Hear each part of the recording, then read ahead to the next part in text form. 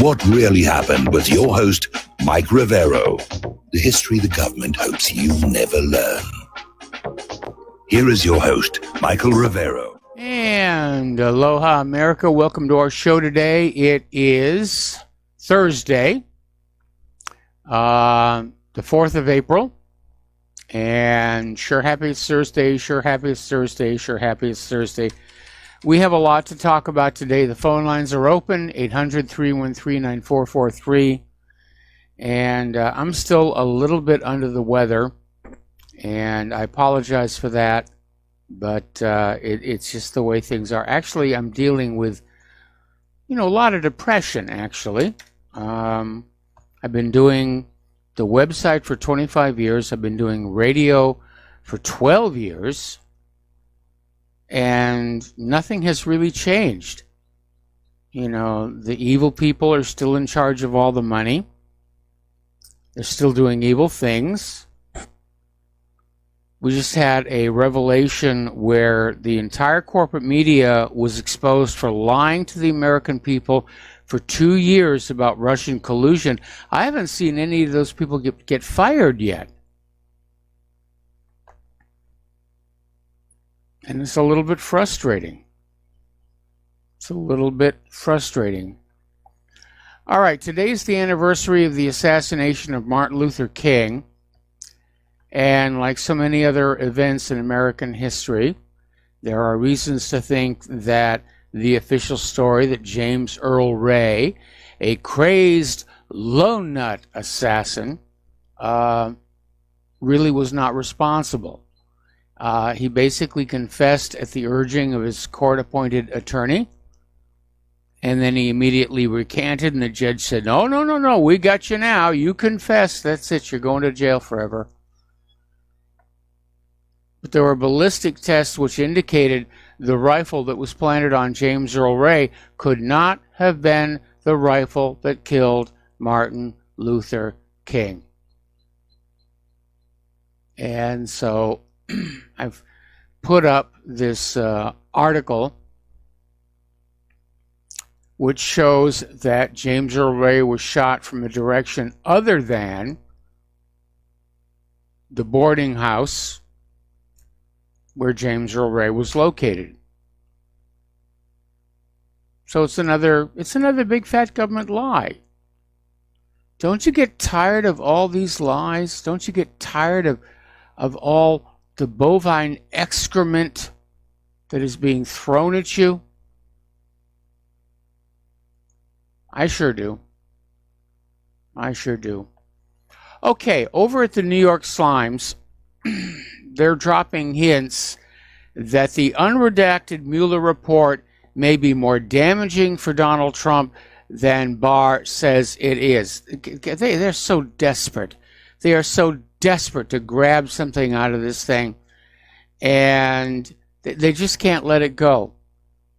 They can't let it go that this was all a huge, huge lie. They don't want to let it go. They just says, please, give us this. Give us the full report. We know there's something in there that we can use to get Donald Trump. I don't think so. I think the full report should come out. I think it's going to harm more Democrats than it will Republicans. But apparently the Democrats are desperate. They're just coming on out, just saying, yes, give us this report. We know there's something in there. All right, we're going to take a phone call. John in Tennessee. Aloha, John. Welcome to the show. What's on your mind? Hey, Mike. I want to speak to your depression, frustration, whatever it is, because we all have it.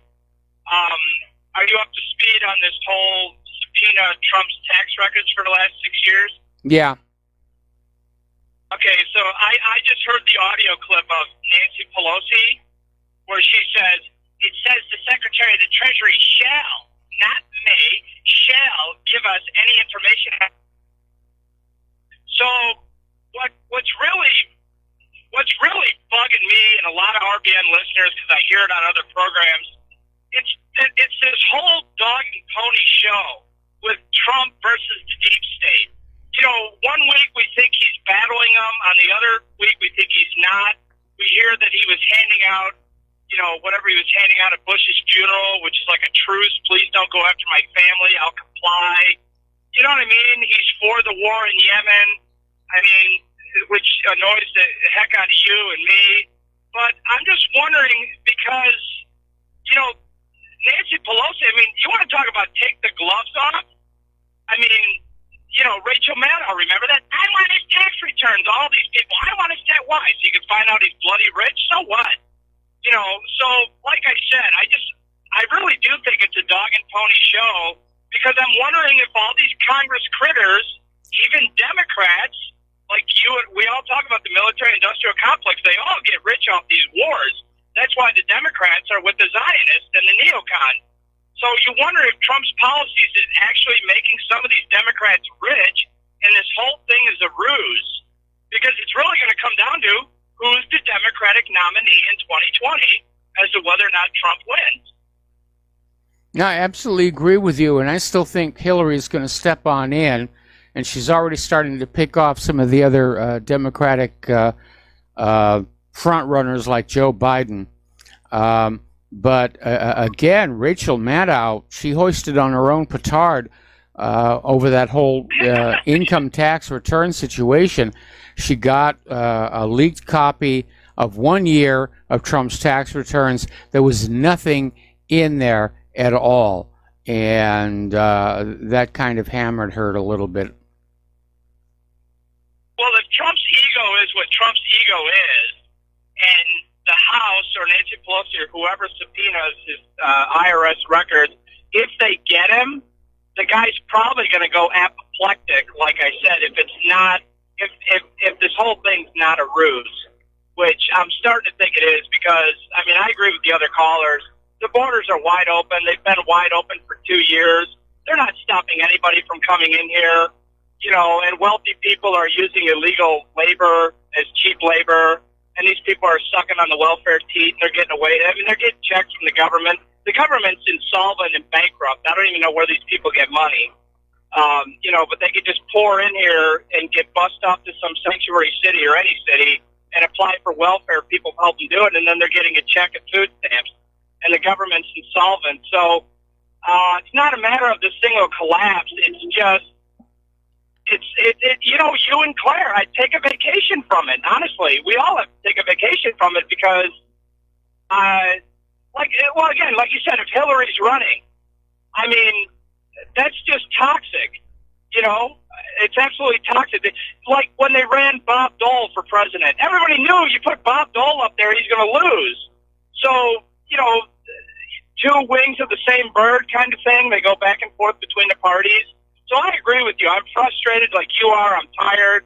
I'm sick of the fact that the country's not getting any more patriotic or closer to the republic that it was.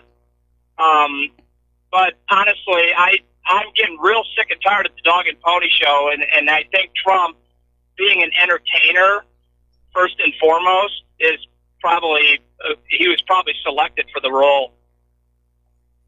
Well, I think Trump selected himself for the role here, and there were clearly elements within the GOP that did not want him to be the president, and certainly the deep state is scared of him, and they're constantly attacking him. But I don't know why he's not proving to be a significant threat to the deep state, and I'm very disappointed in him. He's Teflon Don. Any bad news that comes out on him, it can't touch him, right? Yep. All right, Mike. Well, you have a good show and get your health back, all right? All right. Thanks an awful lot. And you're right. I do need a vacation. Claire needs a vacation. We're going to switch over to Steve Elkins. Aloha, Steve. Welcome to the show. What's on your mind? Well, Mike, I see some commerce to be made, kind of like Kenneth Starr did with the Starr Report. I think Simon & Schuster will probably get their hands on this Mueller report and put it in print form. We can all go rush out and buy it. Somebody's going to make some nice money on that. But I did see on CNN today, it was interesting. I had to flip around a little bit and watch the fake news and see what these guys were talking about. And you're right. They really want this report. They're going to keep reading it until they can find something or manipulate it to be something of a Russian collusion. But there was a representative from Michigan, from the 8th district, Congress district there, by the name of, if she's a Democrat, by the name of Slotkin, Slotkin. And evidently she's not heard that the Mueller report says there's no Russian collusion. She's concerned that there still is a Russian collusion, that they're meddling in our foreign affairs and our elections. And she's looking to get some new legislation passed to make sure that Russia doesn't, once again, meddle with our elections. It's amazing, these people. It just amazes me that they just refuse to listen. And you can give them 1,000 pages to read, and again, they're just going to keep reading and reading. Actually, they're not going to read it. They'll probably have one of their old flunky aides read it, because they don't read the bills that are 1,000 pages long. So, yeah. It's kind of it's embarrassing, but you think they would just kind of shut up and go away, because they should be embarrassed, because this has been nearly 2 years and $30 million, but they just want to continue to try to manufacture or find something they can use against this president. It's quite embarrassing. It is embarrassing. Well, what's really embarrassing is the fact that we have Israel clearly interfering in our internal political system, and nobody will talk about that. Yep. Yeah, exactly the point. Well made there. Yes, Israel's allowed to meddle, and that's why every presidential candidate flies to Israel to get the blessings. Yep. And which is interesting is that Donald Trump, unless he messes up with Israel, will be a shoo-in. Should be, because why would Israel want to disrupt everything and start over with somebody fresh? They'll keep their puppet in there and get what they want. So unless he disrupts something and makes some problems with Israel, he'll probably get right back in 2020. I'm not so sure about that. If Hillary Clinton decides to step on in, I think Israel's going to throw their support behind her. The problem with a second-term president is he doesn't owe anybody anything. He's in his last term of office. He can't run for re-election. He doesn't need anybody's support. He's free to be what he thinks he ought to be, and that's what makes him dangerous to his supporters. So I think that if Hillary steps on in, they're going to throw their support behind her. Anything else, Steve? Well, one thing she could promise Israel is the wars that they want in the Middle East. And they would probably grab that up and say, yes, they would probably go behind her, because they haven't got those wars kicked off yet, the wars that we're supposed to be fighting for on behalf of Israel. So if she could promise that and follow through with that, they probably would go with Hillary. Probably would. I think they would. That's it, Mike. Get feeling better, buddy. All right. I'll try. I really do need a rest. Anyway, we're going to do a shout-out to our on-air affiliates who are just now rejoining our network. Getting on back to news, Alexandria Ocasio-Cortez claims that she's the new Hillary Clinton. And apparently she's doing that because she can't handle criticism. She gets upset. She gets triggered. And she's out there saying that she is the new Hillary Clinton. Well, she may be. I mean, she's out there. She's got this abrasive style. She's out there with this very aggressive political style. I don't like her, to be very honest. I don't think she's very good at all.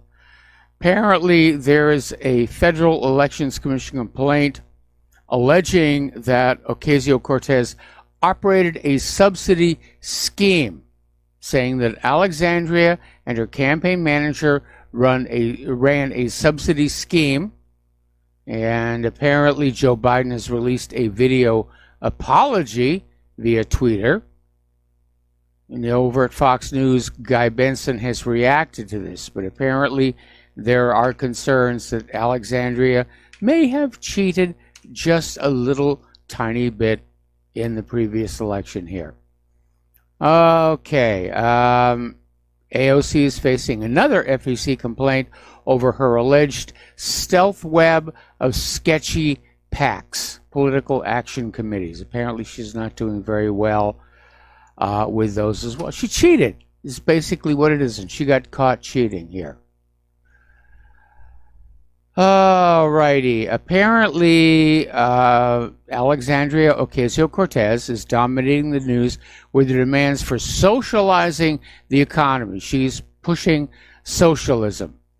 And Bob Murphy has explained that her Green New Deal makes no sense on economic grounds, and even for Keynesians, it would be nonsensical to implement such a program.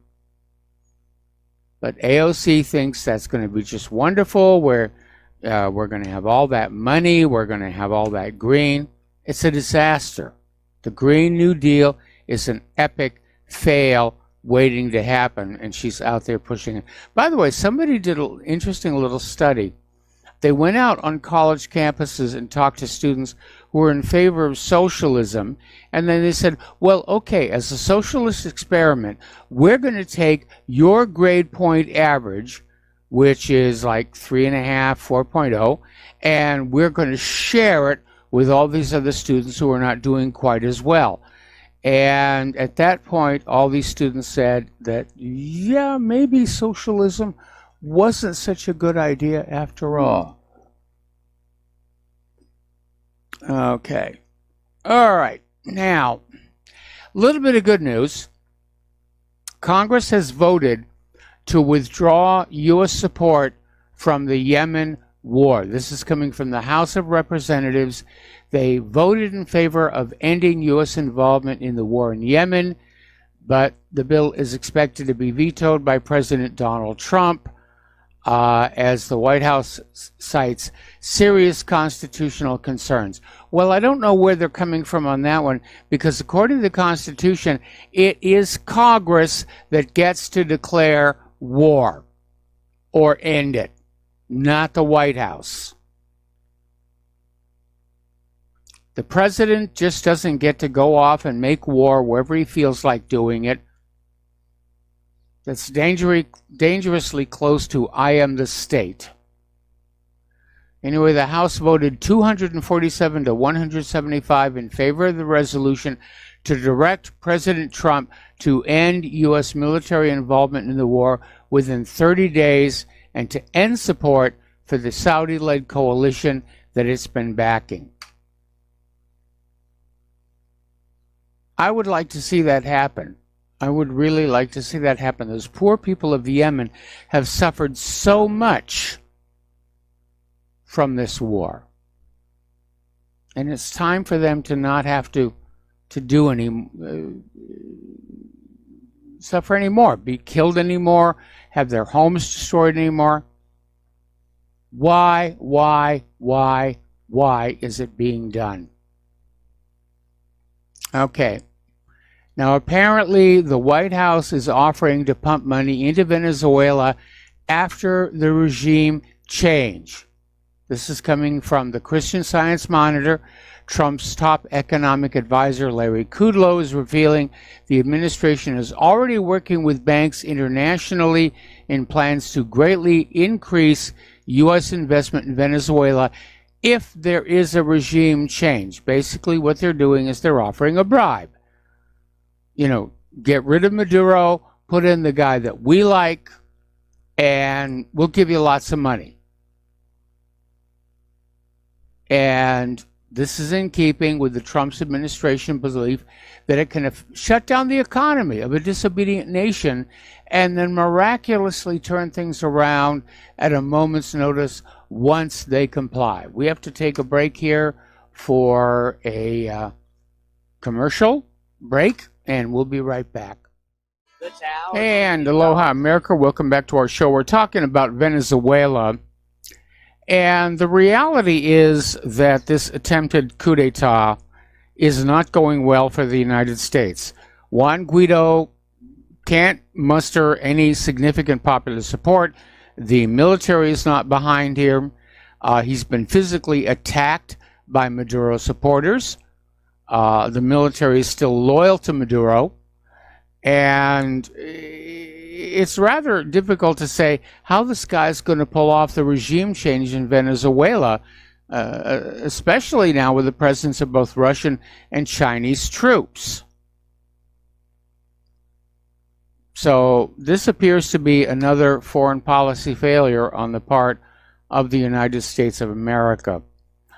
Okay, story coming out of Mint Press News saying that the arrest of Juan Guaido would amount to a coup d'etat. No, it wouldn't. He's declared himself the interim president, but that doesn't really have the force of law.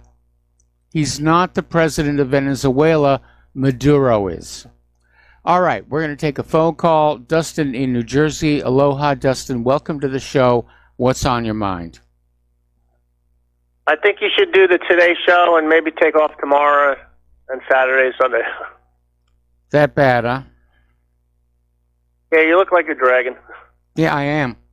I really need a couple days rest, man. I really do need a rest. I'm just... But if you don't, Mike, you're not gonna get any better. No.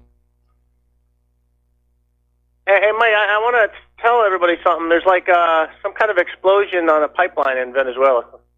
Oh, okay. Yeah, and what they're saying about they want to pump all these millions of dollars into Venezuela, that's like trying to cater to the elitist part of the country. Yes. But they don't control the military. You know, like the people are behind Maduro, and so is the military. What they call them, the Chavistas. They are behind Maduro. Yep. So this ain't going to work. It's failed. And Mike, I think it was the first caller who says, you say Trump's a disappointment.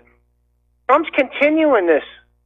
So he's the same as the last one. And then that last one was the same as the one before that. Nothing's changed.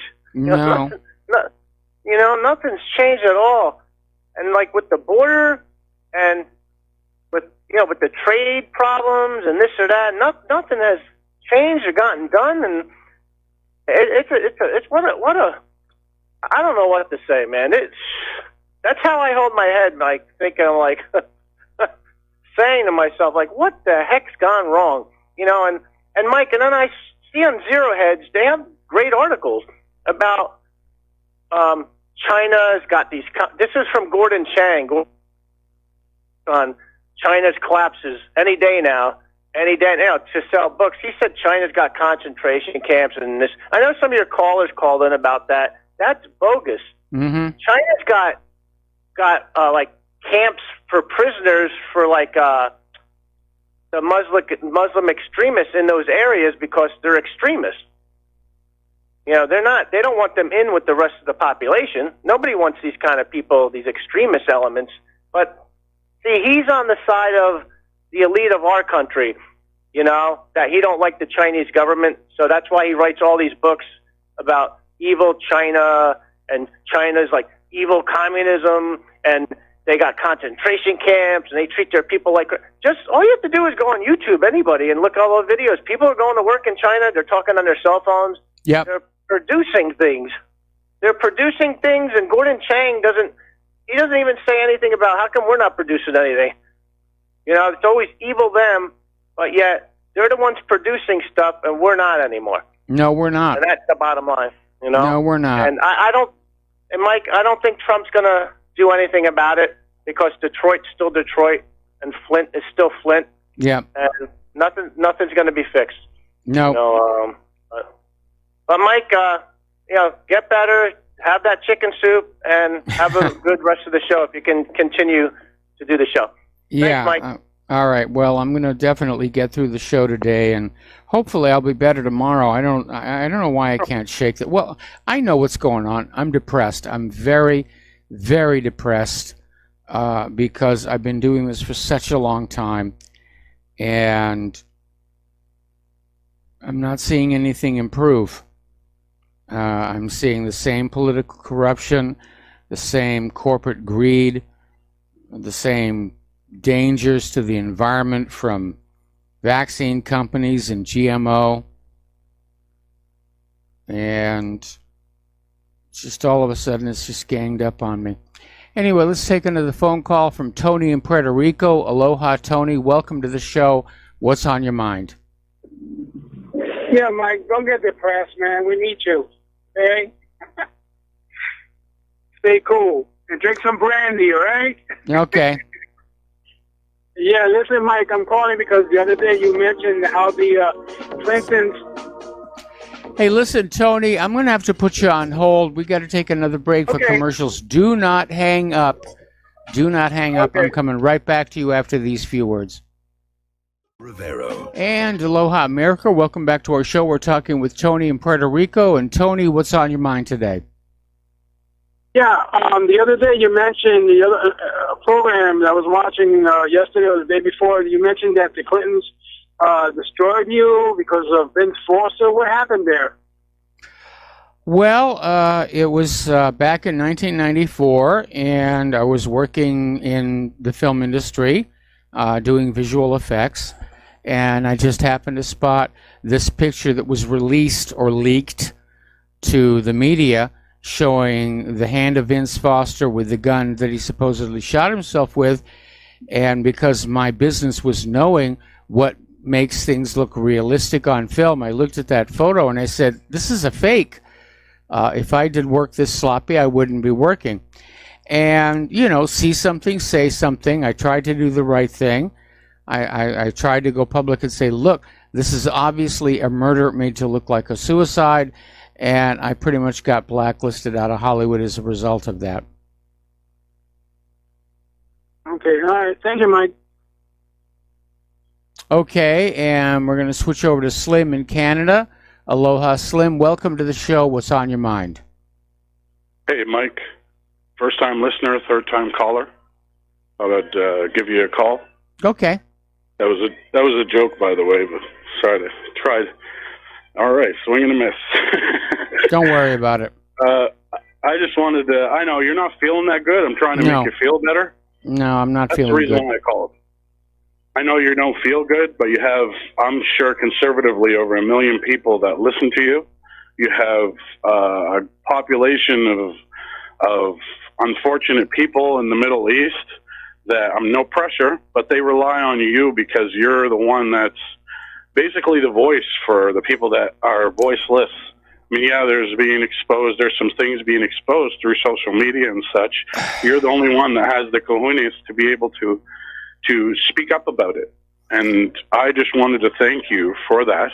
Well, thank you very much for the kind words. And, I'm going to keep going. And, I do need a rest. There's no question about that. Oh, I know. We're coming up here on a weekend where I'm just basically going to plunk on the futon and hopefully get over whatever it is that I'm dealing with right now. But a big part of it, of course, is just depression.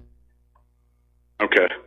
Well, I hope you feel better because just if I could say one thing, I could say that I appreciate you, and I'm sure I'm speaking for a lot of other people that's saying that I hope you get some rest. Obviously, we want you in your 100% shape, but we'll take you however you are, for how you are and everything, and we love you for the way you are. If nobody else is going to say it, I'm sure Zach's going to say it.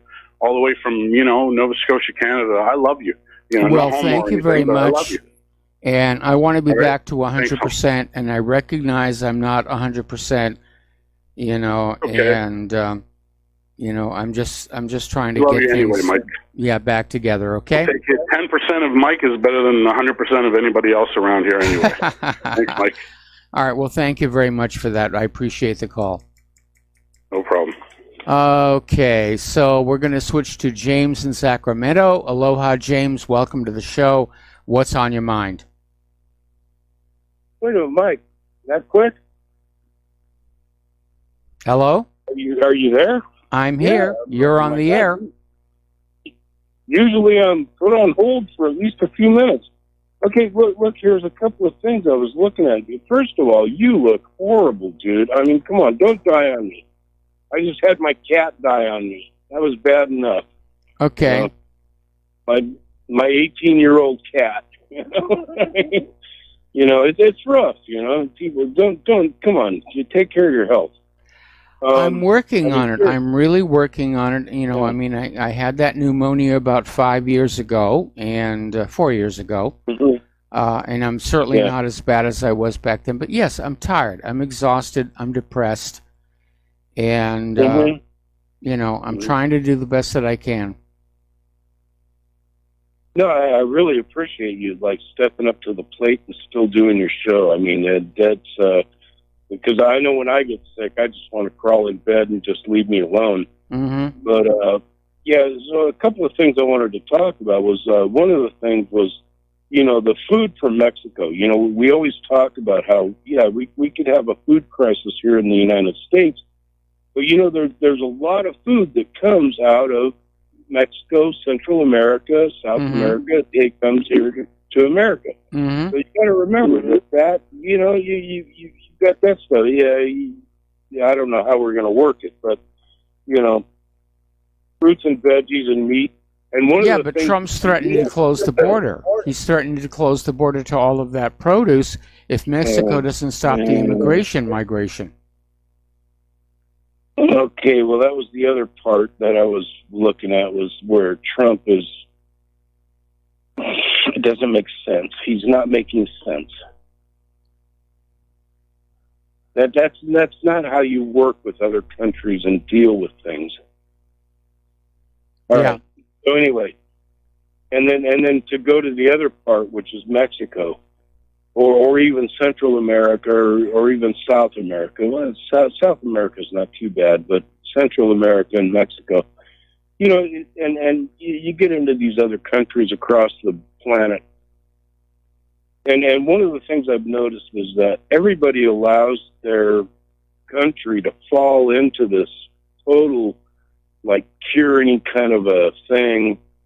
I mean, I always look back. I mean, when I was a kid, looking at Stalin and Hitler, it's like, how do these guys get in power?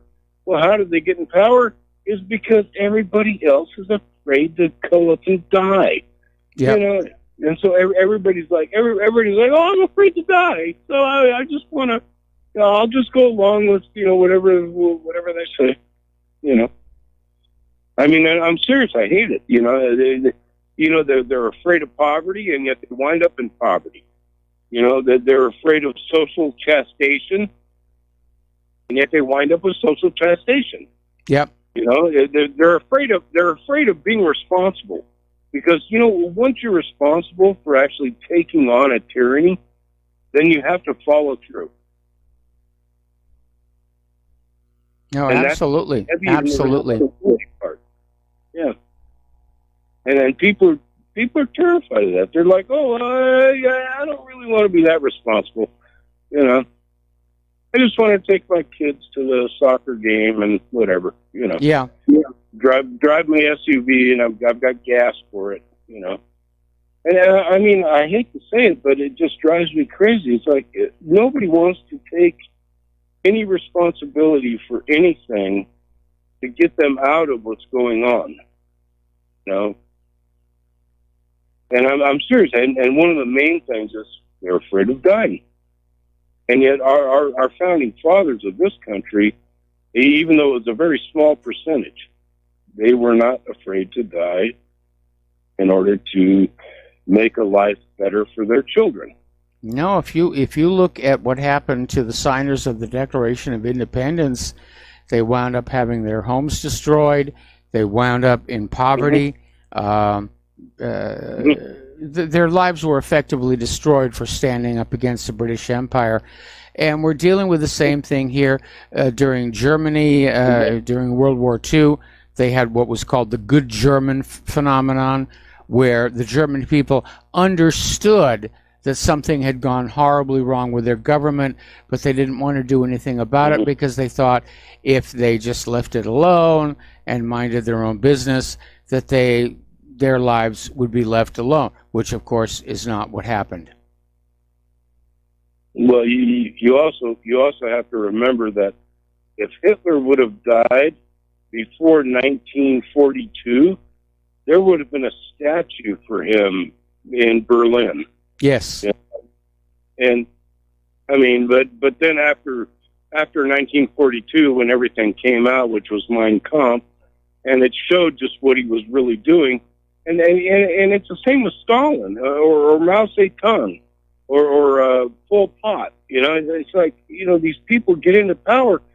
How do they do that? I mean, why isn't it? Well, because they're afraid of dying. I'm afraid to die if I stand up. Well, because Hitler and Stalin and Pol Pot were very attractive to the power structure of their respective countries. And don't forget Mao. And Mao. And Mao.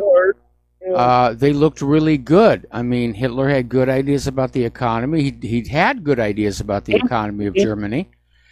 And it was only because that, he was attacked by banking concerns in other countries that he changed direction and went to war. Yeah, I had a stepdad when I was in my early teens who told me he was very, very wise in history. He actually got me interested in history. But he told me, he goes, one of the things about Hitler was when he took over France, what was it? They had that World Bank thing that was set up. He goes, yeah. He would actually just move the gold from France over from France's reserves over to the German reserves. And he goes, and when he went into Czechoslovakia, he did the same thing. He just moved all the money over to their reserves. No, I mean, and that's, it shows you how easy it is to get really. That's how Germany wound up. Not only the fact that they got rid of the whatever bank, that central bank thing, yeah, but they also moved a bunch of money into their reserves and became very wealthy because of doing that. Yeah. Well, anyway, I'm digressing. I'm digressing. I'm afraid. I'm sorry. No, when you're in war and you are victorious, you plunder and loot your victim countries. Yeah. The U.S. has certainly done it. Germany did it. Russia did it. Yeah. Mao did it. I mean, everybody's done it over the years. I mean, you go to Central America, United Fruit Company did it. Yes. But the whole thing is that to stand up against them, what always amazes me is that everybody's just terrified that, well, I might die, and yet, when you find the people that are willing to stand up, and they're willing to die in order to make a better country for their children, they never really get reported. They never really get put into an aspect where it's like, well, this is what happened with this country. This is what happened in order for this country to be better. I mean, I actually had this chick in tears that called me the other day trying to call about some Social Security thing. Yeah. And it was a scam, And I just started telling her, I said, how many kids do you have? I realize you want to make money and then try to support your children and all that. But I said, so what is this? You're working from, somebody that's stealing money and being a total ripoff? Is that what you want? Is that what you want to be known for? And I mean, I actually, seriously, she was actually in tears. And I was like, I'm sorry. I just, what it is you have to be willing to die in order to make life better for those that come behind you.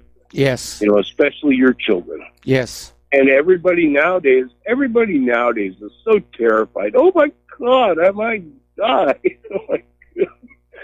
And I'm one of those people that's like, no, give me liberty or give me death. And it's getting so crazy nowadays, Mike, that it just blows my mind. I'm looking at where it's going, and I'm going like, well, are we going to go back to, Bunker Hill? We may. I mean, I've been arguing against a civil war or a revolution on the streets of America, but, at this point, I'm beginning to think it may be inevitable. That, maybe it's time to start shooting the corrupt. Well, no, it's only because these people that are in power are like total psychopaths. I wouldn't even call them sociopaths. I would call them total psychopaths. Yeah. They're just nuts. I mean, they're just absolutely nuts. And it just blows my mind. It's like, what the heck are you guys doing? You're my American country. I mean, I've gotten to the point where I voted for Trump. Yeah. You know, and now I'm looking at it. I'm looking at it and I'm just going like, so it doesn't matter who you vote for. You know, I think they take these. I think they take these politicians, even our senators and our congressmen, when they get voted in for a new person, a new congressman, a new senator, a new president. They take them into that little back room and they sit them down and they say, okay, look, this is how things are going to go. We're the ones that are in control, and you have to do this and do that. We'll write your speeches for you, you know, and you're going to look good on camera, which Trump looks good on camera. Yes. You know? But so did Actually, his wife looks Bush better. and little Bush, and it's just crazy. Okay, so here's the last thing I want to do is with Hinckley. The other day, you guys were talking about Hinckley, and if what's his name died, that he should be arrested or charged with murder. Wouldn't that be double indemnity? No, because Hinckley was never charged. I don't know if he was charged with the shooting of Brady, but once Brady died, he should have been charged with murder. Okay, but you got to look at how many years it was before Brady died. He did die from the gunshot wound eventually. Okay, all right, but then wasn't Hinckley already on trial for all of that shooting? Yeah, he was, but I still think it would have been appropriate to charge him with the murder of Brady. I mean, call me silly, but I think that would have been appropriate. Well, no, I'm not calling you silly. I'm just talking about law and double indemnity. You can't charge somebody with a crime twice. Well, we're not... So he was already... He wasn't charged with the murder of Brady until Brady died, and he should have been charged then. So, you know, double... All right. I don't know. I'm still going to stand on double indemnity on that. But. Okay, all right. Yeah, Okay. Because, I mean, once you charge somebody and you let them go, it's like you're done. Okay, all right. Well, listen, we got to let you go. We got to take a break for thanks. commercials. We got a bunch of other callers waiting on the line, and we'll be right back. Okay, let's go back to the phones here, and we're going to start with Joe in Nome, Alaska. Aloha, Joe. Welcome to the show. What's on your mind? Aloha, Mike. The synchronicities between today's show and me made it imperative that I add my input. It seems that your cynicism might be approaching the level of mine. I paid $50 for the Ruddy report back in the mid '90s there, and when our governor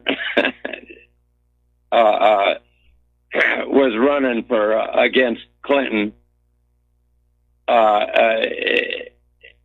it sunk to the level of idiocracy for me. Mm-hmm. You're aware of that movie, Yeah. obviously. And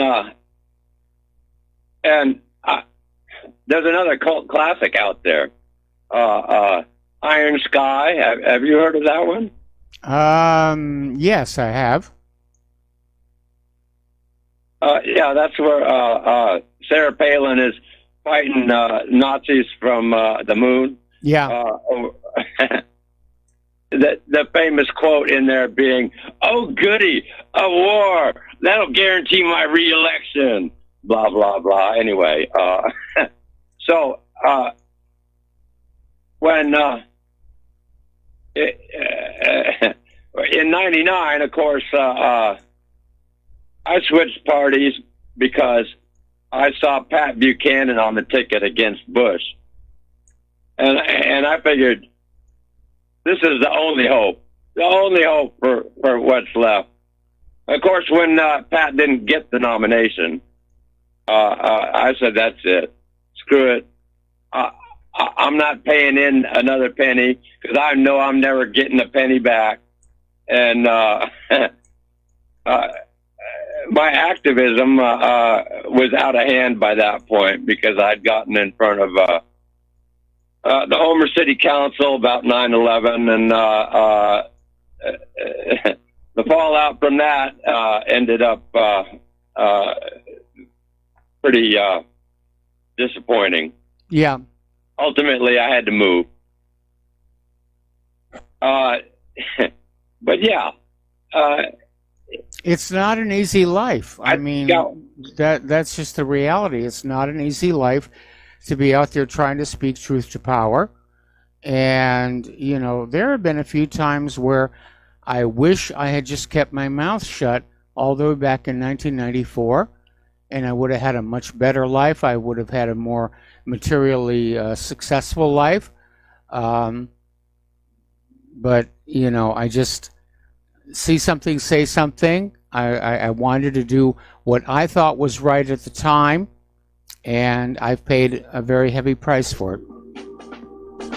Anyway, listen.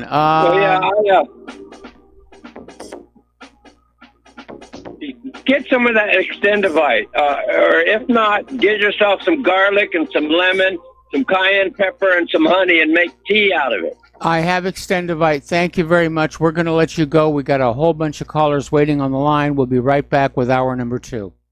And aloha, America. Welcome back to our show here. Hour number 2. The phone lines are open, and let's start taking calls, starting with Stuart in Miami. Aloha, Stuart. Welcome to the show. What's on your mind today? Hey, what's going on, Mike? Just hanging in. Hey, this isn't Stuart from Miami. This is Dave from Delaware. Okay. Hey, hi, yeah. Hey, good, Mike. Hey, these callers are a piece of work today, aren't they? In what regard? No, I'm saying they're all your friends. Everybody cares about you. Yeah, they do, and I'm very grateful for that. I really am. Oh, I hear you. Yeah, I just wanted to, the one caller while I was waiting online, he was talking about Hitler. He said that and nowadays, like, Hitler would have had a statue or something like that if the times were turned.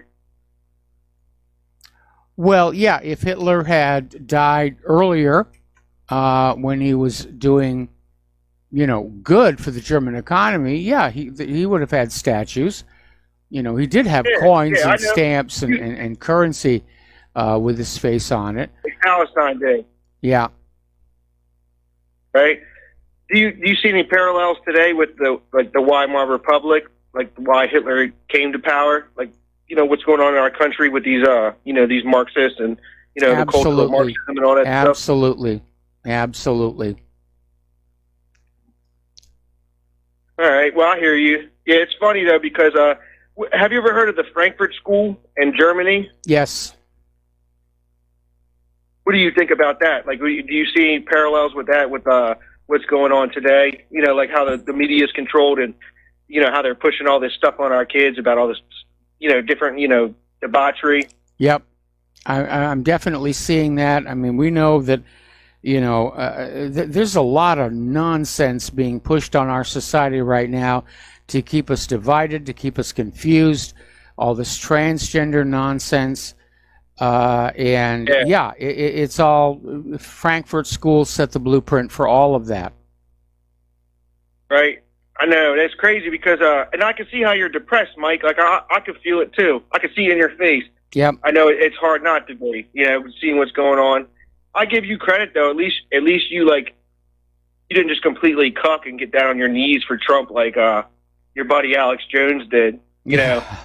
It's over with for him. I mean, I know you don't like to talk about other shows and all that stuff, but still, at least you're trying to come out of the fog a little bit, and you're like, oh yeah, I'm depressed. Like, this is crazy. Like, he completely sold out. Just don't get back on drugs. Are you dipping into Claire's like opioids or something like that? Because you look kind of funny. Look, I don't know. No, nothing like that. I'm just not getting a lot of sleep is the problem. Oh, I hear you. I know. Well, you got a lot of good people out here that, that watch you and listen to you, Mike, that've been here for years. I know, and then people talk a lot of stuff about them, like, your buddy Dustin and Mark, but I guess they call in every day. They're your friends, right? Yeah. They're all my friends. I hear it. I have a lot of friends out there.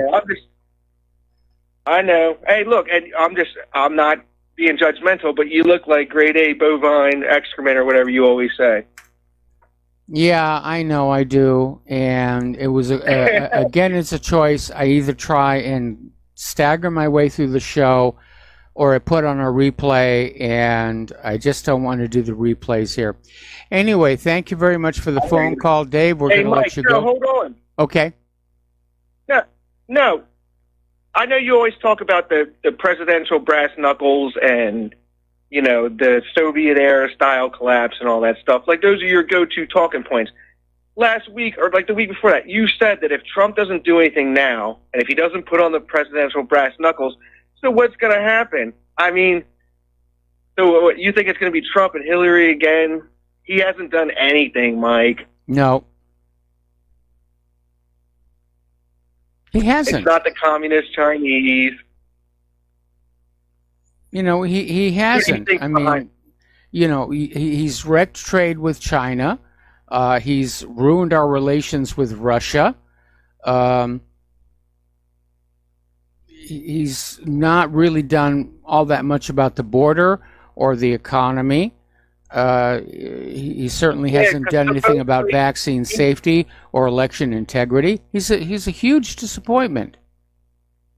Well, supposedly he got his money that the Pentagon said that he had his $12 billion or whatever for the wall. Whatever happened with that state of emergency? Congress blocked it. Nothing happened, so he cucked again, right? Yep. Oh man, I don't know, Mike. I hear you, and I can see. At least you're being real about it a little bit. I mean, because don't start pushing any other politician, then, Mike. That's what I'm getting at. Okay. So why would we ever keep voting again? Come on. No, I never vote. It just seems to encourage the bastards. Oh, don't be like that, Mike. It's all right. I don't know, man. I just don't get back on like some antidepressants like you always talk about. You're saying you're depressed. No, I'm not on those. I'm not on those. You just need to get some sleep. You need to get some pussy. You need to smoke a blunt, Mike, and drink a couple beers or something. Yeah. Take a break. Yeah. Mostly the getting the sleep part. All right, Mike. Hey, look, man. You might as well give it a rest a couple of days. You don't have that super male vitality in you. We can all tell. Well, I got the weekend coming up. All right. Well, hey, Mike, we'll see what happens coming up here. What do you think about Bolsonaro in Brazil? You think he's a nationalist? Yeah, it does, and I wish him a lot of luck. I think we need to support the nationalists against the globalists. Yeah, moving the wall, or moving the embassy. He's going to do that too. That's his main thing. I know, and they all go there and kiss it. Even Hillary Clinton kissed the wall. Yeah. They made her kiss a certain part of the wall though, because they don't allow females and women into like little certain areas. Yeah, I know. Have you ever heard about the Noahide laws, Mike? Yeah, I have, and they made an exception for Hillary to go in and kiss the wall because she needed to make that political statement. Because if they don't, they're not going to get their money, right? We all know who runs this country. Yeah. I don't know. And you always say that I'm trying to paint it with a broad brush. I mean, I'm not. It's not all Jews. You know that, Mike. No. Like you said you were married to one or whatever. But it's the news behind the curtain. Come on, Mike. More and more people are waking up to it every day. I see you like you're like real tired now. You're like a beat down man. Right? Yeah. I don't know. There's a younger generation coming in. More and more people are waking up every day to it, and that's why they're trying to shut it down. And then, like I told you, one of the first times I call in, who's behind it? It's Trump. He's behind the censorship. They talked about he's signing an executive order on free speech on campuses. I guarantee you it's going to have something to do with the BDS and the boycott, divestment, sanctions. It's going to have, you agree. can't say this. I agree. I agree. All right, Mike. Well, hopefully you're not popping pills again, Mike. Oh, I've never been popping pills. I mean, it's been like 20 years since I did that sort of stuff. I'm just exhausted. All right, I'm exhausted and I'm depressed. I know. Take a break. Yeah, I got to take a break. Depressed about what, Mike? What are you depressed about? I'm depressed about the fact that I've been doing the website for 25 years. I've been doing radio for 12 years, and I haven't changed anything. No, bullshit, Mike, because I'm 32 years old. I listen to you like I didn't know anything about you. So you changed a little bit with me just by listening to you. So take that for granted, or don't. I know you don't believe in God, you don't believe in Jesus Christ and all this stuff, but there's different little things that you do. Don't get depressed. I feel like you're getting yourself down for no reason.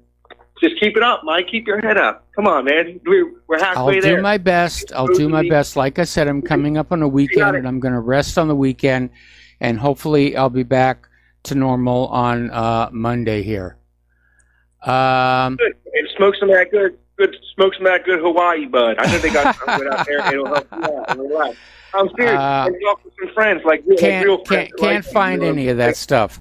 Can't find any of that stuff. I hear you, man. I hear you. Like I said, keep your head up, man. There's no reason to be depressed. We're almost there. Everybody's getting exposed. You're seeing it. All right. Well, thank you very much for the phone call. We're going to do a shout out to our on-air affiliates who have just now rejoined our network, and we're going to go to Stuart in Miami. Aloha, Stuart. Welcome to the show. What's on your mind?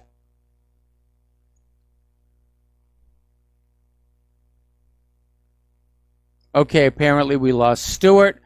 So let's go to Ann in Texas. Aloha, Ann. Oh, no, we lost Ann. Jeff in St. Paul. Aloha, Jeff. Welcome to the show. What's on your mind? Listen, got to recharge over the weekend, and you remind me of a battery problem where the battery can't get past a certain low level. Yeah. So here's what you got to do. You got to get some Epsom salts, some lemon, some water, and drink as much water with lemon in it. Yep. Start taking baths in Epsom salts with loofah sponges. Rub it in. Keep the lights down low. Put the curtains down. And after you soak as much as you can, stand up, but don't wash yourself off. Go right to bed in the dark, and let your blood get cleaned by the magic in the Epsom salts. And take big peas and that crap out of you. And another thing is you should think about doing a weekend show where you talk about stuff like technology and programming and business, stuff that you know about that people would love and they'd be paying for it. That might lift your spirits. So anyway, I'll let you go. We got the basketball people here this weekend in Minneapolis. Well, good. So you'll probably be watching some of that. So so recharge the system. Get that blood clean. And get some oxygen, and you'll feel better. Okay, I'll be listening. See ya. All right, thanks an awful lot here. We're going to switch over to Keith Rogers. Aloha, Keith. Welcome to the show. What's on your mind? Well, I got a couple little things here for you, Mike. First, I wish I could send you a puppy. They sure help. I'm not allowed to have puppies in this place, unfortunately. Yeah, well, I'm a little dyslexic, but with dog, all things are possible. But anyway, yes. A couple issues here. One of them is the first fine for $50,000 has been issued over in the UK now for mislabeling a male who was a male. But anyway, the reason I really called, though, was about Iran. Yeah. And this stemmed from a U.S. State Department memo that was released there, and I mean the total hypocrisy of what you heard from out of the State Department. Anyway, Iran is suffering, as many Middle Eastern countries are right now, with severe rain and even over in Israel too, by the way. Yeah. But anyway, due to these massive floods and stuff like that, they've suffered a lot of them, and I think they're up to 43 or 44 that have died there because of the flooding and stuff. Mm-hmm. Anyway, so the State Department issues this memo about Iran and also announces more sanctions on Iran, and then starts blaming Iran for its own infrastructure failure. which I thought was total hubris. But on my show here, on which I have on Sundays for the listeners out there, on my show during Hurricane Harvey, I had highlighted the fact that lobbyists had worked with the insurance groups to make sure that Americans could not get home insurance in the national flood zones between the Missouri and Mississippi rivers.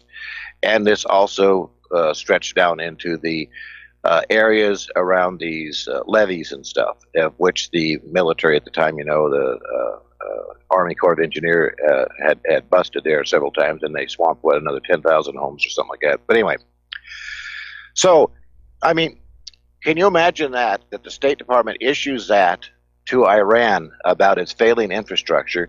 In the meantime, here in America, over $1 billion in damages from floods here, and of course our northwestern waters are just starting to melt here from our massive snow we've had.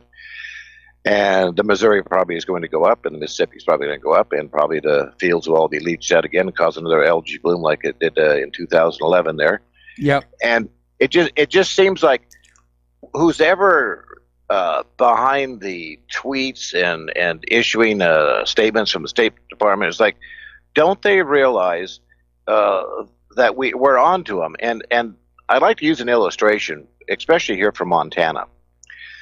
In the mornings when our beautiful sun comes up, when we can see it anyway, and this involves what we're doing out here on RBN, so don't get discouraged on that part. But in the morning, as the sun comes up over the valley and starts peeking up over the mountaintops like that, the shaded areas, you can watch them slowly starting to disappear like that, and suddenly you got light across the entire valley. And that's why I know that we are doing something out here for the fact of they wouldn't be trying to censor us. They wouldn't be removing websites or links to websites. They wouldn't be banning 400 some odd sites. I mean, we are making a dent. So I think that will be noted, because everyone I talked to that voted in 2016 has no plans on voting in 2020. Yeah. And I think just like over in Florida, where they released all these felons, and the paper says they're all going to be voting GOP. I mean, this shows you how everything in this country is upside down. And I think to the fact is they are exposing themselves about how corrupt it is. Like listening to Donald Trump talking about Venezuela and Russia down there, and Trump says they got to get them out. They got to get them out. And I sent you that one link there from this Israeli News Live, where that one guy, I kind of like the guy, but he was commenting on Trump, basically saying Israel can have the Golan Heights, and he went on as a Jewish man saying that it's not right, and he went on to read their biblical reasons and stuff like that. Mm-hmm. And it just goes to show you that people are waking up to the fact. And when you think of maybe the possibility of U.S. troops going in over on the Golan Heights to protect Israel now, that coincides with that general that said that U.S. military should be prepared to die for Israel. I mean, what we have in the White House now is a bunch of radicalized evangelical Christians that, like I, in that one email I'd sent out, is the summary of like you working all week long, doing your show and stuff like that, and then on Saturday at early in the morning, you're awakened by a Jehovah's Witness pounding on your door, and this isn't nothing against him directly, but anyway, trying to cram their religious beliefs down your throat.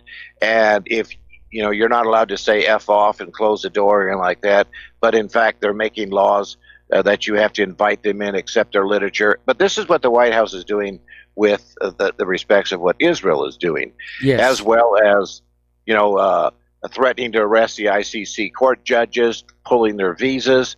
I mean, it's openly exposed. And so that is getting more and more people talking. And daily, my email just floods about what's going on around the world here, and people are noticing it. So I think we're going to see a big shift here in 2020 when it comes up for election time.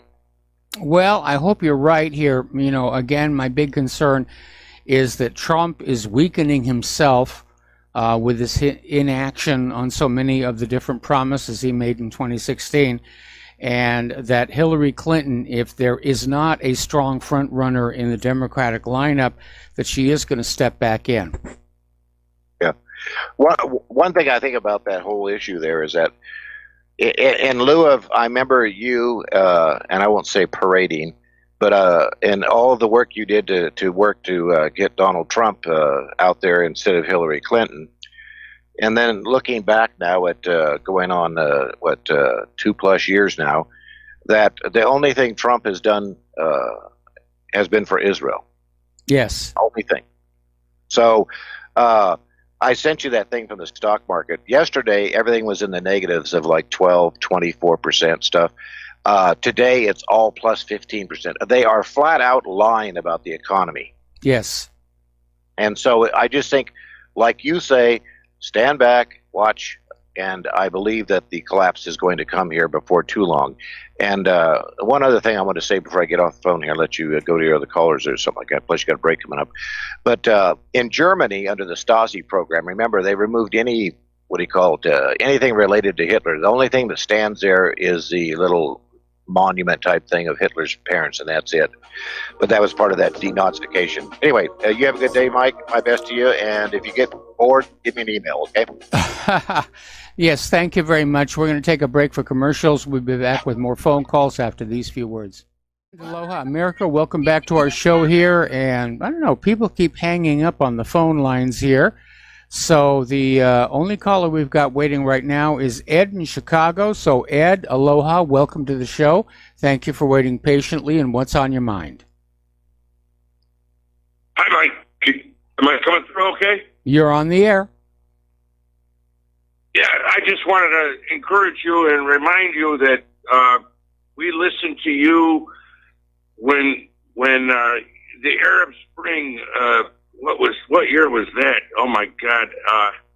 And we're riveted to your commentary and reporting on it. And you got a long history of doing the right thing, brother. It's too long. Too long, right? I get it.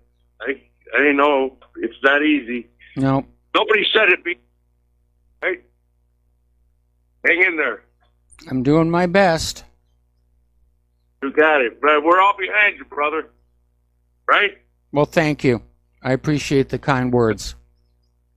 You're doing a heck of a job, and you've contributed so much to our. Well, like I said, I'm gonna get caught up on my rest on the weekend, and hopefully by Monday, I'll be back to normal. But yeah, it's been 25 years of the website, 12 years of radio, and it's taken its toll. But you've done a hell of a job. Don't be discouraged, my man. You're there. I'm like your age, about, I don't know, I'm 59, blah blah blah. Well, I got a few years on you. I'm 66. I'm about to turn 67. Okay. All right. Well, yeah. Like I tell everybody, how long you been married? They ask me. Well, we've been married 32 years, but it feels like 42 with the wind chill. I love it. Yeah. So, no, and she's great, but she does not get any of this. She doesn't want to understand it. She doesn't want to even look at it. And I've been preaching this stuff for, good Lord, ever since Waco, Texas. What year is that? 92? Yeah. It doesn't want to look at it. And but we're in it. And well, that's that good German phenomenon. People who are absolutely convinced they know the government's doing bad things, but if they just pretend that they don't see it, that bad things won't happen to them, which, of course, was not the outcome for the people of Germany. They lost their country. Well, I don't think they had any. They had a lot of outside influence in that. in World War II. Oh my God. Yeah. But that's another story. I just want to encourage you to realize that all your years of effort are not gone. You've contributed, and you've helped. You've told us so much. My two sons, they listen to you. They're both Chicago cops. My two sons, and they listen to you. Okay. How about that? That's good. That's good. Well, give them my congratulations on being peace officers, and there are some good cops out there, and we need to reward them and acknowledge them and sort of, undo the damage done by the bad cops. Oh, they're good cops. They don't do anything. They don't do any of that bad stuff that everybody like to talk about. John, we have a good cop that lives catty corner to us, and she's a good human being, and she's a good police officer, and she's got a cute son, cute little puppy dog, and she's a good friend. All right, Mike. Well, thank you for your service, and carry on, brother. Airborne. All right. Well, thank you very much here, and I believe the phone lines are clean now, if you want to call on in. So let's get on back to some of the news here. Apparently, Pakistan is on high alert, and the Indian military is ready to strike. Apparently, they're ready for an all-out conflict between the two countries. Guys, why can't you just calm down and talk this out? Apparently not. They're getting ready to just launch on each other. And remember, both of these countries are nuclear powers, so this could get really, really upset. Okay, we're going to take a break here for commercials, and we'll be right back. And aloha, America. Welcome back to our show here. And apparently, Alexandria Ocasio-Cortez is now basically firing back against the accusations of campaign finance violations. Well, of course, we sort of expect that to happen. She's a firebrand, there's no question about that. But she's claiming that the new claims about campaign finance violations are bogus and, still new to Congress since her surprise election in the 2018 midterms.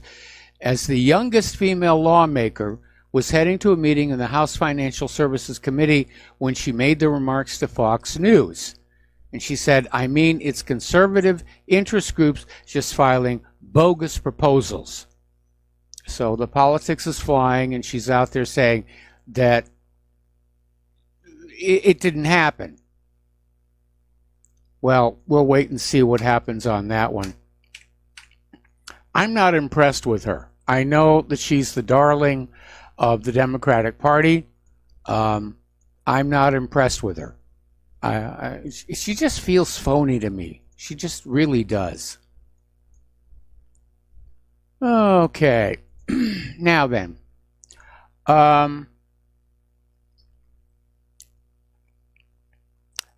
over at the Wall Street Journal, they're running an article basically saying that the Democrats, now that they've lost on that whole collusion thing, they're trying to invent a cover-up. They don't want to let go of the collusion accusation. They're saying there was collusion, that Robert Mueller's covering it up, that William Barr's covering it up, that Donald Trump is covering it up. There's a big, stinky, smelly cover-up. And none of it really makes any sense because Mueller made it very obvious from the get-go that his goal was to get Donald Trump. And certainly if Barr had neglected to mention anything significant in Robert Mueller's report, Mueller would have gone public about it by now. This is just another example of the Democrats not being able to let go of their witch hunt. They're still out there. They're desperate. They want to find something that they can work with. And there's nothing there. It's a big nothing burger.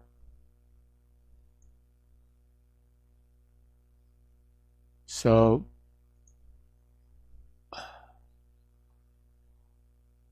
okay, now, getting on back down to Venezuela, the Atlantic Council is out there basically admitting that Putin trumped the U.S. with the Venezuela blitzkrieg. And what they're basically saying is it failed. That Donald Trump really thought that they were going to go in there with Juan Guaido. Juan Guaido was the new declared interim president. The military would back him. The populace would back him. He would be the new president. Maduro would be gone. Did not happen. And it's looking more and more like outside of a direct military intervention by the United States, Venezuela is going to stay under the control of its legitimate elected government. So it's another foreign policy failure. They're starting to just pile on up there, aren't they? Afghanistan was a foreign policy failure. I mean, they're negotiating with the Taliban to get out of there without having to admit that they lost, which is exactly what they did. They're staying in Iraq so that they don't have to say they lost. They're staying in Syria so they're saying they don't have to say that they lost. That's exactly what happened. They're not doing very well. Alrighty. Right now we have NATO's 70th anniversary. And looking at what they've been doing recently, we've got 18 years of war in Afghanistan, the chaos in Libya, the violations of international law sponsored by the organization in the Balkans, including Yugoslavia. But NATO is not this benevolent, protective organization we've all been told it is. It's a war machine. It's just another war machine. It's the name for the U.S.-led coalition that is going in and invading other countries. Now, NATO Secretary General Stoltenberg is out there saying that Hitler, Stalin, and Daesh were the enemies of freedom. And Stoltenberg is emphasizing NATO's importance in preserving peace during the post-World War II era. That's the new selling point. You need NATO to keep you free. We need NATO to basically preserve our rights. I don't think so. Meanwhile, Russia has announced that if NATO ships continue to approach its coast, that Russia's military will respond.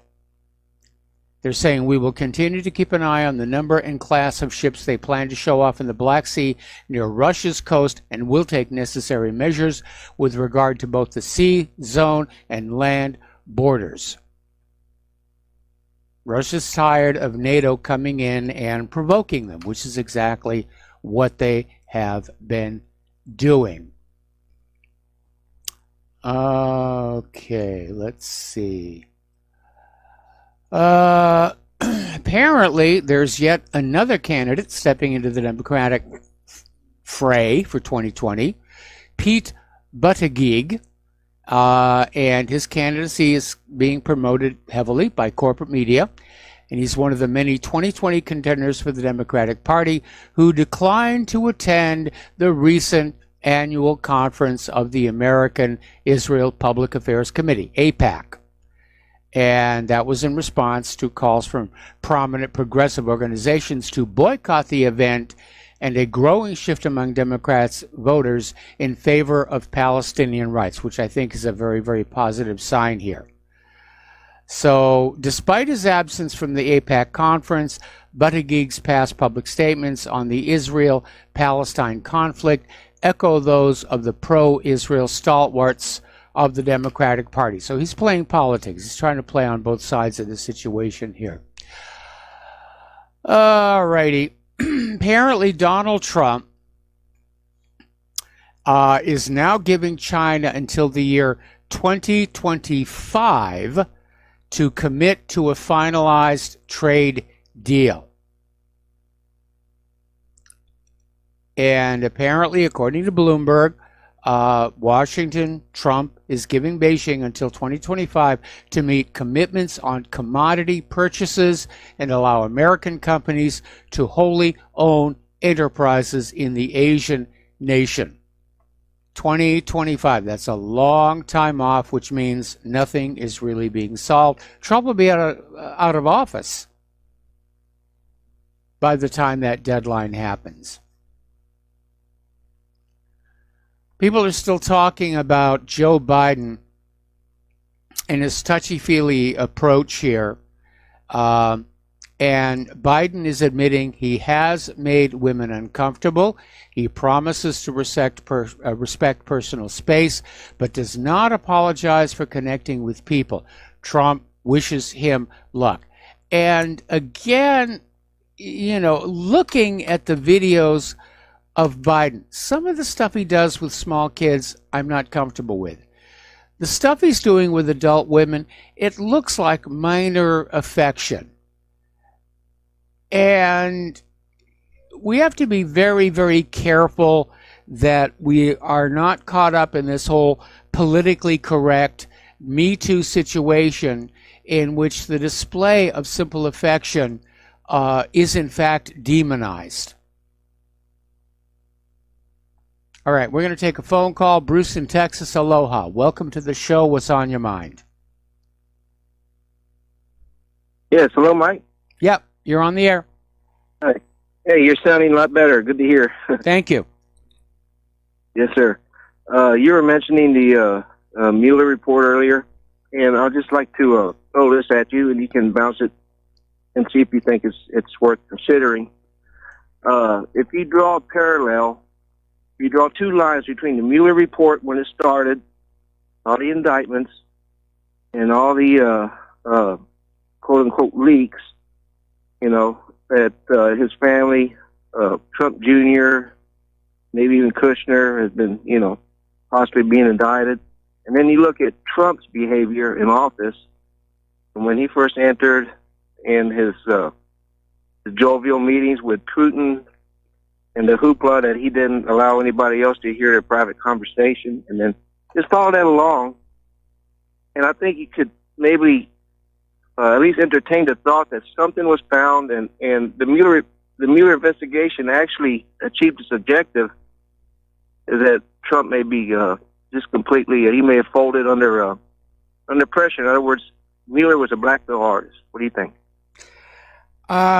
I don't really think so, because Mueller, for the sake of his own reputation, after spending 2 years and $30 million, if he'd actually found something, I think he would have come out with it. And we've been hearing from leakers within the Mueller organization for months now that they hadn't found anything, that they knew last August, before the midterm elections, that there wasn't anything. And obviously Mueller withheld the report because the Democrats were campaigning on collusion, and he was definitely trying to help them during the midterms. I don't think there was anything there for them to find. Okay. All right, that's your opinion. I think they did, but, you know, reasonable people can disagree. Okay. Just remember this, though. Mueller was the FBI director on 9/11. Yeah, so, I know he was, and we know that there was a lot of skullduggery regarding 9/11, and I don't trust Mueller, but I don't think he's a fan of Donald Trump. I don't think he's a supporter. All righty. Talk to you later. Thank you. All right, thanks an awful lot. We're going to let you go. Okay. All right, getting on back here. Let's talk about immigration and globalism here. Apparently, there's some footage that's been taken by the Customs and Border Protection agents, and it's basically showing just how risky it is when families are trying to get their young children through that border. And we're talking about dragging children through the razor wire. So the recently released footage was taken on December 18th and December 22nd, and on both days, agents filmed smugglers pulling families, including children, through the razor wire laid across the U.S.-Mexico border. And apparently, voices can be heard on the tape in Spanish saying, "Don't do that, look at the child," and, "Hey, careful with the boy." So it's a nasty, nasty business down there. Now, whose fault is all of this? It's not ICE. It's not the Border Patrol. It is the parents who make that choice to bring their children across the border. They are to blame. They are at fault. Anyway. Over in Great Britain, oh boy, they're still going on with this whole Brexit situation, and apparently Theresa May has had another vote down in the Parliament regarding her deal. Apparently the EU is not willing to extend the deadline past April 12th. It looks like it's going to happen. And apparently they have got 10,000 riot police in Britain on standby in case a no-deal Brexit sparks a public disorder. Now, last Friday, which was the day that Britain was supposed to be free of the European Union, there were all kinds of parties and celebration, but there wasn't any violence or disorder. So I don't think that there's going to be. I think when Great Britain is finally free of the European Union, there's going to be a lot of very happy people in Great Britain. But apparently, they've got these 10,000 riot police are going to be on standby in case the no-deal Brexit leads to riots. It may lead to riots with the Remainers. So, alrighty here. Apparently, there is a ship in the Mediterranean. It's described as a humanitarian vessel. It's carrying 64 migrants, and it was refused permission to dock in Italy. And Italy's Matteo Salvini said, take them to Germany. So this is another standoff in the Mediterranean about all these migrants who are coming across to Europe, and they just sort of got into the habit of thinking, we can go into Italy. Italy will let us in. Well, Italy is now saying, no, you can't. Take them up to Germany here, and I don't think Germany wants them either. So it is just, it's a mess. This thing with the migrants, somebody somewhere has to make a decision saying it's gone on enough. It is time for it to stop. It's time for all this open border nonsense to be ended. So, anyway, over at Dick's Sporting Goods, as you know, following the shooting at the Marjorie Stoneman Douglas High School in Florida, they stopped selling firearms. And as a result, they have taken a $150 million loss. And apparently management is perfectly okay with that, if not the stockholders. We got to take a break for commercials. We'll be right back. And aloha, America. Welcome back to our show here. We're talking about Joe Biden. I just put up this link at whatreallyhappened.com where the Trump White House has come out with a spoof video on Twitter of Joe Biden touching Joe Biden. And it is rather hilarious. But again, it's kind of a little creepy the way Joe does this with children. But again, I don't think it's that big an issue. I think women are overreacting to that. Joe Biden is also an opponent of the Second Amendment. He thinks all of us should be disarmed. And for that reason, I am not a fan. What can I tell you? All right, we're going to go to the phones here. Glenn in Alabama. Aloha, Glenn. Welcome to the show. What's on your mind? I heard something on another show a couple of weeks ago, and I've been laughing about it for the entire time. And you began talking about turning back the illegals. Yeah. You convince Nancy Pelosi and Chuck Schumer that 70% of them are going to vote Republican, and they will have that wall up in under 6 weeks, complete with minefields and snipers. Just convince them they're all coming up to vote Republican. Well, unfortunately, the Democrats are convinced that the illegal immigrants will vote Democrat because they're handing out all kinds of free stuff. And guess what? Once they've been here 20 years, they vote Republican. I don't know, 20 years, I mean, that's a long, long time. I don't think I'm going to be here in 20 years. Yeah, I hear you loud and clear. Okay, I know you got other callers. I don't want to hold your time. All right, well, Glenn, thanks an awful lot. And yeah, unfortunately, the reason Nancy Pelosi and Chuck Schumer are in favor of the open borders, they're convinced that the vast majority of those illegals will be voting Democrat, even though they are not supposed to vote at all. So it's just as crooked as you can get. Okay, over at Ethiopia, their transport minister is saying that the national carrier's pilots were following published Boeing procedures immediately before the fatal crash of that 737 MAX 8 in March.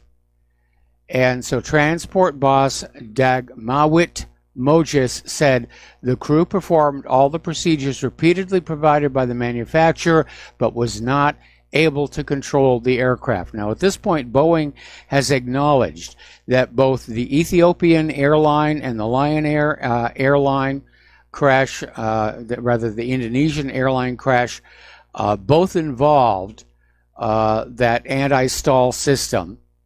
Apparently, there's been yet another delay in getting a software patch out there, which is going to be annoying all those airlines who have all of that hardware sitting on the ground, unable to fly. Okay, there's the music. We got to take a break here for station identification. When we come on back, Mariam Azizi will be joining us on the air to talk about, well, all kinds of things that are going on over there in Israel. We'll be right back. And aloha, America. Welcome back to our show here. Hour number 3. The phone lines are open, 800-313-9443. And I think we should have Mariam Azizi online. Mariam, are you there? I'm with you. Oh, outstanding. Okay, great. Well, welcome to our show here. It's been a while since we had you on the air. And I know you emailed me earlier in the week about new developments going on over there in your part of the world. So can you just sort of share with everybody what's going on? Of course. It's been a couple of years, actually, Mike, since we spoke. And those 2 years have been amazing, what's going on in Israel, and I'm not sure anyone outside knows enough. I'll give you some bullet points, and then you can ask me anything you like. Okay.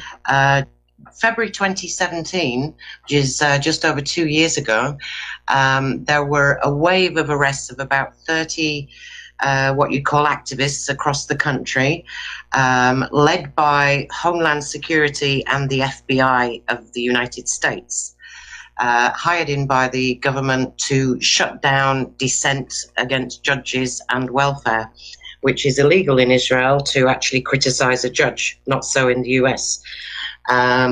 Since then, one journalist has now been held over 2 years without trial. The witnesses for this trial are judges, police and welfare for the prosecution, over 300 of them. The blogger that you spoke to is on house arrest, and one human rights lawyer is also on house arrest for allegedly conspiring to help this journalist when she needed defending in civil cases. This has been labelled the cyber terror affair, the bloggers trial, and it seems that they used the Patriot Act in the USA to get them arrested. So good old America. Thank you very much. Now, because of that, everyone got scared and didn't want to talk. In fact, some people, one guy was taken out with M16s and a SWAT team for sharing a Facebook post. So that's kind of the background to why I'm speaking to you now. Most of those people that were arrested were parts of a civil society that were telling the United Nations what was actually going on in Israel, and so they just left me standing outside with no Israeli ID. And it's been a scary time for me because I found out that the government set up a interministerial team of 17 divisions to hound me and follow me and denounce me for 4 straight years, believe it or not, even before this arrest. So I now have that in black and white. So it's quite frightening. I'm with a lawyer at the moment, another one who dared to speak up, and he's in mega risk, which we'll tell you about as we go on. But the interesting thing here is that freedom of speech is now not allowed. Insulting a public official gets you at least 6 months in jail, and they're looking for 10 years to possibly even life for this female journalist. And it's all thanks to the use of the USA. And I went to Washington last year to try and get the freedom of information, and they're not allowed to see the materials to defend themselves. So I'll just pause there while you talk. That's pretty scary right there when, first of all, for Israel to be using the USA Patriot Act on our shores, and second of all, I mean, for pushing for a life sentence, that's very scary. And it all seems to be part of this campaign to discourage criticism of, anybody in the Israeli government. Now, you yourself have not been arrested, correct? I've been arrested once, and I was held for 12 hours for trespassing on a public street with a filmmaker, while filming to try and protect a father whose child had been kidnapped, and he was looking for him. And that father suffered a lot of persecution. And how it works is this. A lot of things have been happening in Israel this year. Number one, the court administration, which handles the judiciary, have been caught holding a secret database, which we know is of at least 8,000 citizens who disagree with the way things are run. And they have been cooking up criminal charges against these dissenters with the help of judges, notifying judges ahead that these people are on the database, and fabricating criminal charges to keep people quiet. And this is the administration of the courts. So that's quite frightening. And that was exposed by a father who spent 2.5 years trying to get it done and find out what was going on. And he's filed civil criminal charges against members of the court administration. The head of the Bar Association has just been indicted for sex for jobs, where he was demanding sexual favors for judges to be appointed and lawyers to pass the bar. So the whole of the judicial system is in disarray, and anybody who doesn't like it is still being arrested and hounded, believe it or not. So the corruption is mega, mega deep. No judicial system, no democracy. You'd agree with that? I would absolutely agree with that, and it does sound like it's just incredibly corrupt. I mean, for that kind of behavior to be going on, and apparently no means for the system to correct itself internally. Apparently, the government of Israel seems perfectly okay with this kind of stuff going on, like the sex for jobs stuff. Mm-hmm. Well, they like it, and Netanyahu's got so many potential indictments for the last 3 years, and he's still standing okay, despite all his American links and bribery and corruption and everything that's happening. Now, why is there no way to get any help? Because there isn't one single non-government organization or anything in Israel for Israelis. The only NGOs that exist in Israel are for the Palestinians or for the left-wing territory. You know, I want the Palestinians to have equal rights, which is okay. But there is not one existing organization or ombudsman in Israel for any Jewish Israeli citizen to go to. Not one. And I can't think of a country that doesn't have somebody somewhere that's independent that they can actually turn to. And this is a mega problem. So they're all holed in there with no one to tell. So yours truly went to the UN a few weeks ago to write and send yet another report of all the horrendous things that are going on.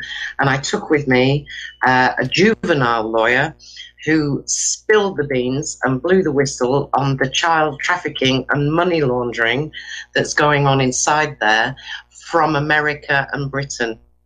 So the funding that's coming in to help children in Israel is to actually fund child trafficking and launder money. Well, that's, this whole child trafficking thing, it's another area in which I'm disappointed in Donald Trump, because he came into office, talking about the out-of-control pedophilia, child trafficking problem in this country and said he was going to do something about that. So far, I mean, there have been a few arrests, but it seems like it's just a small dent in the problem. Well, I think Israel might be the head office for this affair because all roads lead back there. But I'm going to introduce you to Mickey shortly. But about a year ago, he was taken by the police as a lawyer, taken twice on the same day, held for a total of about 9 hours and told to keep away from me, the English journalist, to watch his work or he may lose his children himself, and not to emulate the lawyer that was on house arrest that was the head of our civil society. He didn't really pay too much attention to that warning, and perhaps he should have done, because they did take his children. Oh, my goodness. He rescued them, and he'll tell you about it, but his life has been decimated. And especially now that he's blown the whistle, and they're not happy because it's classed as treason to criticize the state of Israel at all. And not the state. He's not even criticizing the state because he's an Israeli. He's criticizing the system that's killing people. Why not? I mean, people are dying. We just lost a journalist of mega standing who committed suicide 2 weeks ago. Really big name there. He just took his life. He couldn't do it anymore. And 4 people took their life on the same day. And this is the size of New Jersey, folks, New Jersey, and they're taking 2 kids, and 20,000 children a year are being taken. 80% are taken for profit, 20% are taken for needy. And I'm told by the ministry, well, it's better to take 1,000 children if we can save 1. But we know they're being beaten, drugged, raped, medicated, and sold. So It's not worth saving if you're going to take 999. Mickey, do you want to say hi? Hi, Mike. How are you? I'm doing fine. How are you? Well, I'm okay, in matter of speaking. Let me introduce myself first for the followers and the listeners. My name is Miki Givati. I'm an attorney in Israel for almost a decade.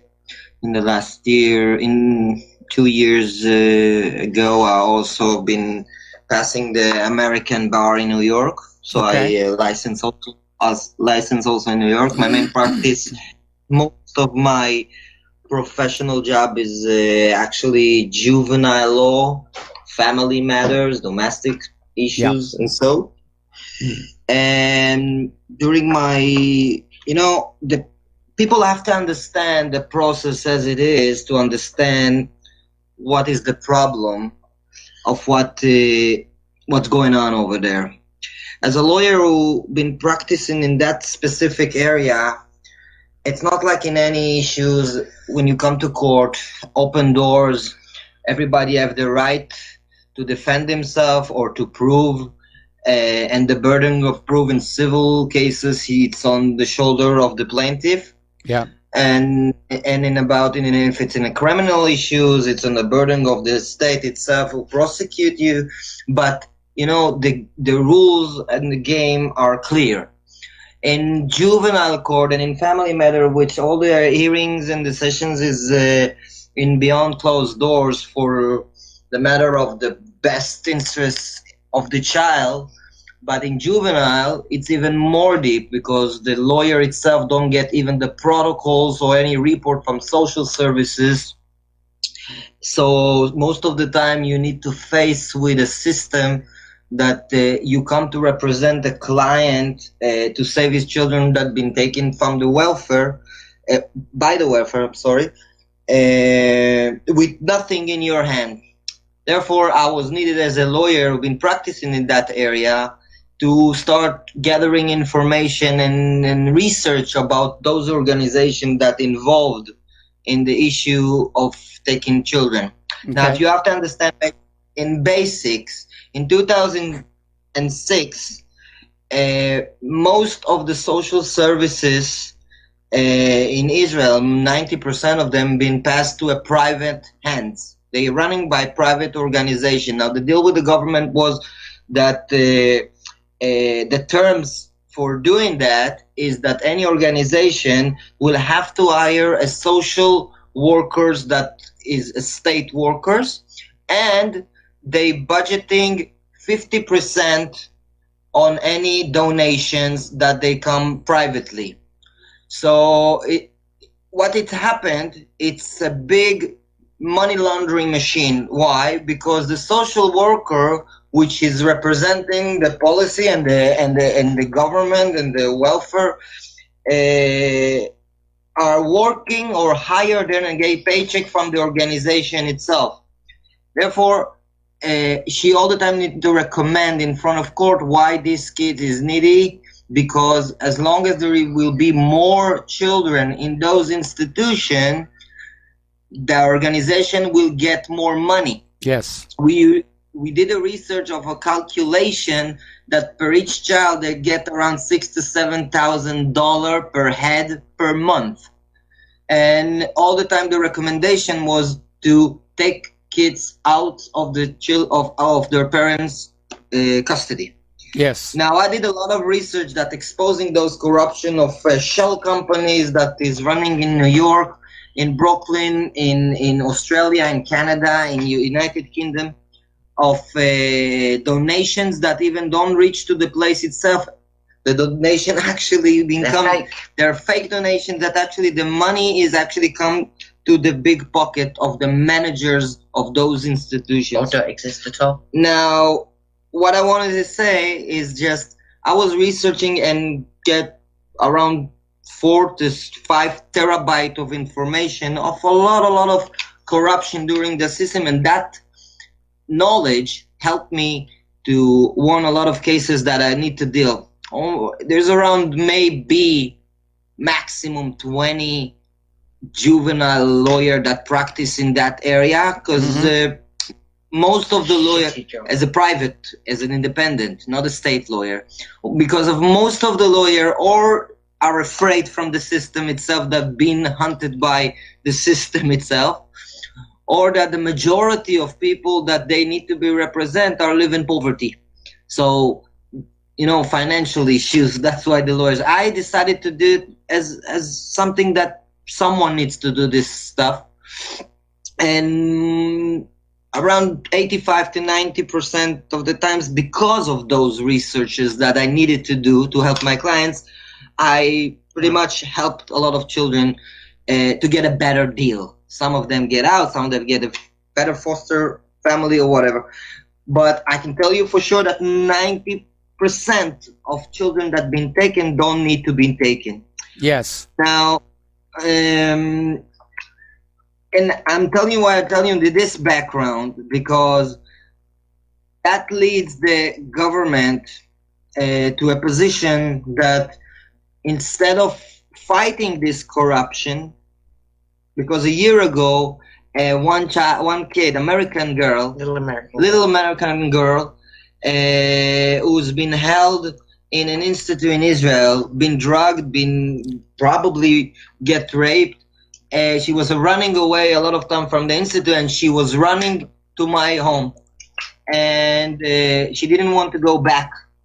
and we took a film of her, and we filmed her where she described emotionally, very emotionally, a film of 35 minutes of what's going on inside the institution. And you have to understand, this is the first time ever evidence from a kid on a run of things that happening inside, because most of the time the social services are claimed that it's the best interest for the kid to be outside of his parents' custody, and now we got a clear evidence. I'm going to tell you about this American girl. We actually put this on a YouTube channel in Texas called Victorous Libertas, and within 4 hours that channel with 1 million subscribers was gone. Imagine my shock. And a gag order was put on in Israel to stop anyone seeing it. You can still see it. I'll send you a link. Thank you. And that's why it was taken by the police to demand that this video was removed from the world. Yeah. Now, since that video had released, and we actually sent a warning letter to the main founders, who is running by Lynn Schusterman in Oklahoma, to make them aware of where their money going, to which institution, and what is happening inside those institutions that so-called need to take care of those children. As Marianne just mentioned, instead of dealing with this problem, the video and the website itself fell down. I've been interrogated month after in the police of me keeping away from Marianne, or else. Careful, Mike. Yeah. And they actually mentioned me together with the bloggers trial, which is just mentioned in the beginning of this interview, which I didn't know the persons and the activists on those days. And pretty much I didn't take any consideration of things that might happen to me. I just did what I need to do as a lawyer, as a person, because, children need to be safe. And I was actually been have a no exit order on me, restriction that I with no any judgment that around it or any cause for it, just for a national security and stuff like this. A week after it been lifted. Anyway, we started to get hounded, and he had his office hacked with 20 tracking devices, his car tracked. They're using Pegasus, which is the main spyware that they make, and they're used on the bloggers as well. We were followed all over the world. Okay, Miriam and Michael, we need to take a break for commercials. Don't go anywhere. Okay. We'll come right back to you after these few words. Aloha, America. Welcome back to our show. We're talking with Miriam Aziz and her lawyer friend, Michael. We're talking about abuses of the child protective system in Israel, and we have a lot of the same abuses here in the United States, where basically the more children these child protective agencies can seize, the more money they get, and so they basically have a financial incentive to basically take kids away from their parents under the flimsiest of excuses. Well, here's the problem. The people that have been locked up for criticizing the system, be it for children or not, it's written in the protocol that these people are worse than Hamas or ISIS, with an ideology of evil for criticizing public officials, and the worst people born on earth. Now, that's in a protocol. So this is the Middle East. And this is a country over there that claimed that, we're fighting all these terrorists, and they're describing their own people as worse than ISIS and Hamas. Yes. The worst people born on earth, and they should all be locked up. And this isn't just Mickey, it's anybody, people against the banks, the tax, the gas, the this, the that. It's rotten to the core. But apart from the issue of taking children, I want him to tell you what they've done to him as a result of his whistleblowing, and why he's a major target, and that's why I needed to come on and talk to you. What have they done to you, Bullet Bite? It's horrible, horrible. Well, it's a long story, so I will try to do bullet points on this, right? As just for a headline, as she said, Morianne, there's no real non-government organization in Israel, right? There's no watchdogs that can criticize the system, and to help to secure, which is basically the only country in the world that does not exist. Therefore, when a person been hunted or his rights been violated by the government, he had no one to turn to, and this is amazing.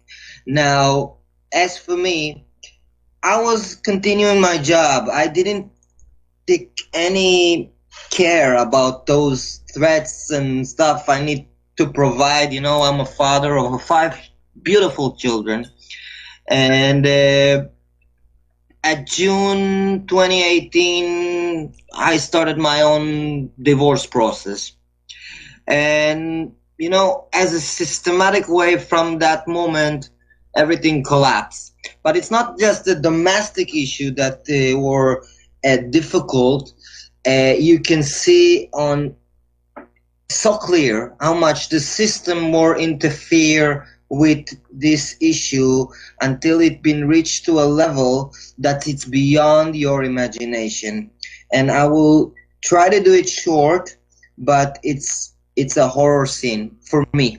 Yeah. The moment I decided to divorce, and 2 hours after, I found myself in 15 different accusations in the police for being a violent man, got a restraining order. I even been interrogated of beating my own dog.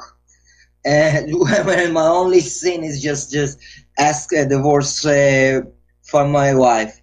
The day after, I got a restriction of not leaving the country, which I needed to deposit almost $250,000 shekel, which is equivalent to around $70,000 to $80,000 deposit in courts. So it will give me the ability to travel abroad. But it didn't end this, because, most of the divorce process started with this violent act stuff, which 90% of divorce fathers needs to be falsely accused. And you cannot prosecute a woman for a false claim. This is up in almost any time in any start of a divorce process, so I didn't take any consideration for this. Anyway, we discovered that all the database that I did collect, and I just said at the beginning of my interview, for the last 10 years has been hacked, stolen, stuff in my computer been taken, my car was being tracked, my house been tapped, and I've been followed. People been watching and filming every action that I did, which is really, it's unrelated to any divorce process. Any 5 minutes I've been called to the police to give I've been interrogated for anything, even for paying the bills. So I decided to keep away. I was outside of the country for a while. When I returned, they decided to take my children over financial abuse, as they said. It doesn't matter that they were living in a luxury villa with a 40,000 shekel, which is equivalent to $12,000 each month, that been paid. They were taken to another shell company that's running a beaten woman shelter. Okay, Mike, I got to put you on hold again. We got to take another break for commercials. We'll be right back. Aloha, America. Welcome back to our show. We're talking with Miriam Azizi. We're talking with her friend Michael, who's a lawyer. And Mike, you were telling us they literally took your kids away, claiming that they suffered from financial abuse. Yes, they've been taken for too much money. The mother actually been claimed that she have not enough money for shopping. Anyway, the children been taken to this institution. 5 children from 4 to 12. They've been starving them. They eat a spoon of rice and water each day. No books, no television, nothing. Even my two big boys trying to run away. I managed by myself to rescue them after 44 days of terror. But Yeah. I succeed to do it. The children is out, thank God. And since that moment, the interrogation in the police continue non-stop. No one to turn to, nothing to do.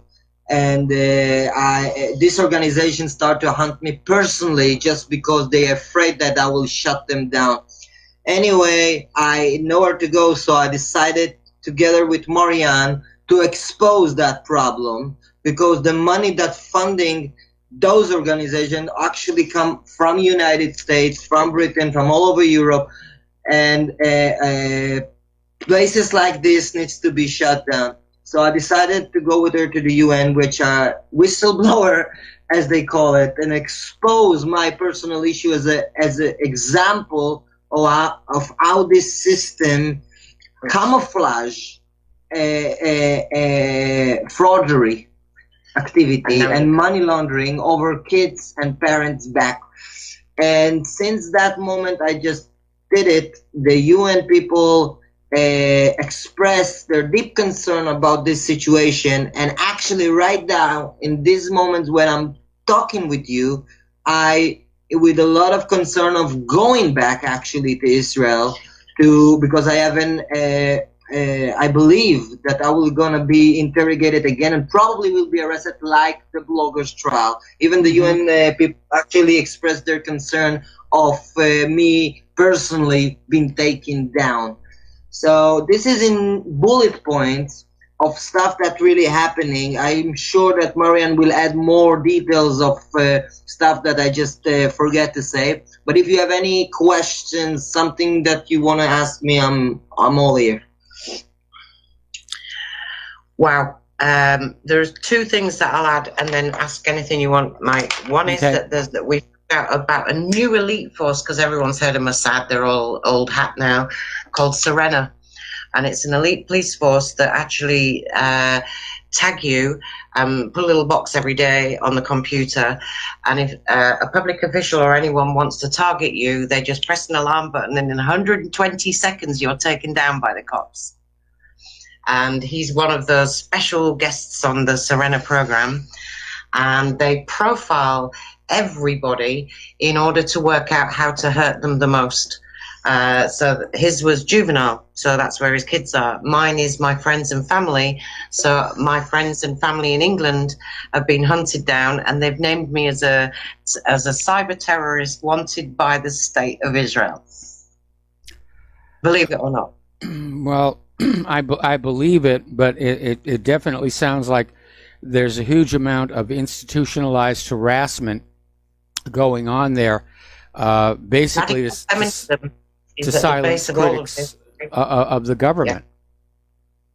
Yeah. Radical feminist groups and lobbies are working very hard on this, because dismantling the family is a radical feminist movement. Yeah, we're seeing, unfortunately, attacks on the family here in the United States as well. And I don't know that it's so much the radical feminists as part of this whole globalist destroy your identity, get you confused about who you are. We're going through all this transgender nonsense over here in the U.S. Yeah. You know, what bathrooms you're supposed to use and so forth. But it all seems to be part of a plan to just get us confused about who we are, make us forget who we are, make us forget our culture, make us forget our history, detach us from our families in order to better control us. Well, the freedom of speech issues are still big. There's still over 1 million people trapped in Israel, and the Americans, believe it or not, are getting the worst thing.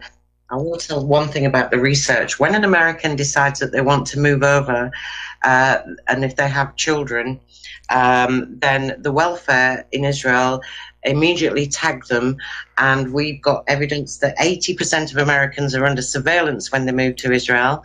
And Mickey takes a lot of cases for Americans who've landed there, and one family had their children taken within 24 hours.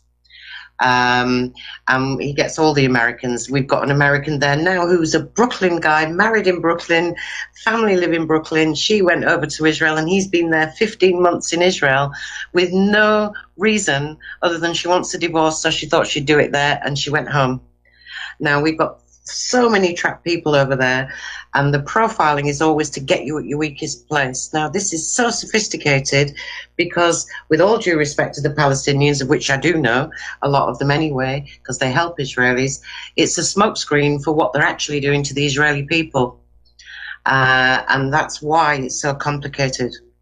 Because everyone hates Israel. If they hate Israel, they hate the Israelis, and it's not fair because they don't want to do this stuff to the Israeli people. And it's very hard. Now, he can't go back. He does have an arrest warrant on him. He's also got certain information that says that he's committed treason.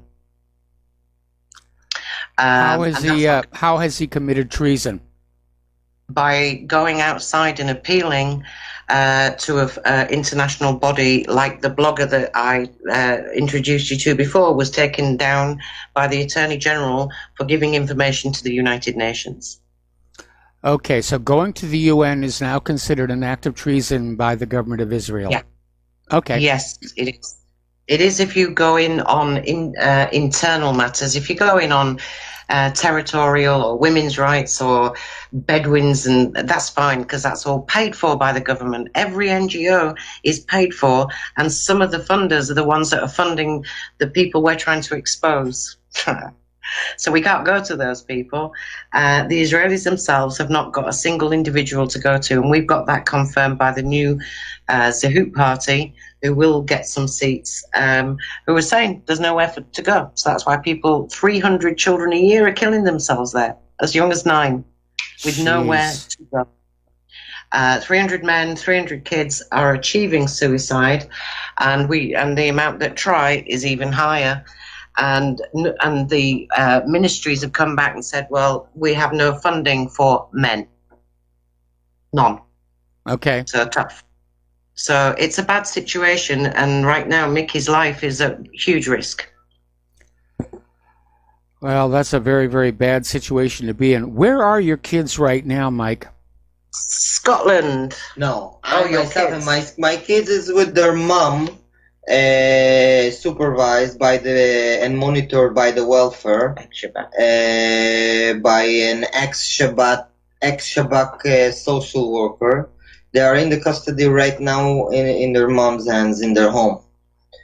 But they didn't let me to go to work and to provide, and they hunted me on a daily basis, and which I didn't have the chance to work, so I had to put an end to this. So I just, because there's no actual body that I can complain, I decided to go to a bigger body, which is the UN.